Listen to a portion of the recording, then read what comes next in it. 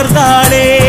அம்மா என்றால் ஆடுவா, முத்துமாரி என்றால் மயங்குவா, தாயே என்றால் தாவுவா, பசும் பாலும் கேட்டு கரங்குவா.